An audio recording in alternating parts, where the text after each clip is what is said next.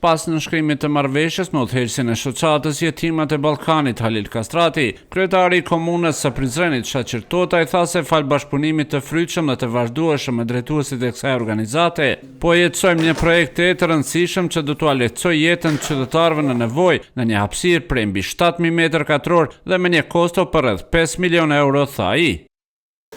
Ne vazhdojmë bashkëpunimin e mirë që kemi me shoqatën e Jetimat e Ballkanit. Bëhet fjalë për një projekt të rëndësisë veçantë, duke pas parasysh faktin se standardet e punës së Jetimave të Ballkanit janë shumë të larta, kurse natyrisht komuna e Prizrenit është e gatshme për bashkëpunim me ta. Ne shkruam marrëveshjen për ndërtimin e një objekti multifunksional, i cili do të ketë poafërsisht rreth 7000 metra katror dhe bëhet fjalë për një investim prej rreth 5 milionë euro, i cili objekt përplotson shumë nevoja. Edhe jemi falënderueshëm dhe mirënjohës ndaj zotit Kastrati. Ky është një objekt në zinxhirin e bashkëpunimit të cilin ne do të vazhdojmë ato të tjera me projekte të tjera. Edhe natyrisht që përfitues kryesor do të jenë ata që më shumë kanë nevojë. Edhe kështu do të japim një shembull të mirë se kur bëhen bashkë disa faktorë apo disa detaj kyç, përfitimi shkon kryesisht për publikun. Edhe në këtë mënyrë komuna e Prizrenit apo qeverisja lokale legjitimohet si e përkushtuar ndaj plotësimit të nevojave të qytetarëve, por në këtë rast me një asistencë apo me një ndihmë të veçantë, jo vetëm nga vlera, por edhe nga katishmëria për bashkëpunim të zotit Kastrati.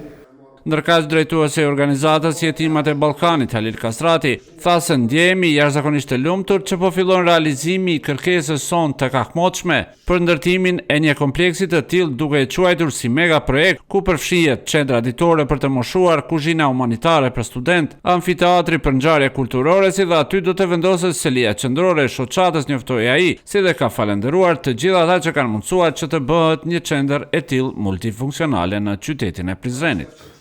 Unë duhet ta falenderoj kryetarin Totaj, përfundimisht për realizohet dëshira e kahmotshme e imja dhe shoqatës Bashkisë së Jetimave të Ballkanit për me pas një qendër me shumë aktivitete. Në qytetin e Prizrenit ne jemi aktiv mbi 13 vite në Prizren, edhe mbi 13 vite ka qenë kërkesa jonë në dahat parcela që ka marrë vendim kuvendit në komunë bashkë me kryetarin, edhe mas kaq viteve po realizohet kërkesa jonë. Është një mega projekt që do të bëhet multifunksional, është shëndrim detyr për të moshuar, është kuzhinë humanitare, është udhtim për student, është një amfiteatër që nuk e gjen në Kosovë kërkon. Kështu që mendoj që do ta zbukuron Prizrenin, do të na lehtëson aktivitetet, do të jetë në shërbim gjithë qytetarëve të Prizrenit. Edhe një herë në vërtim edhe në stafin, falenderoj kryetarin Totaj, i falenderoj asamblejistët për ndarjen e kësaj parcele edhe gjithë stafin e komunës, e ju në ngele tash me i përmirë kretin e disponimës. Me njëherë pas lezë ndërtimore, pritet që të fillojnë punimet për ndërtimin e këtij kompleksi humanitar nga shoqata Jetimat e Ballkanit.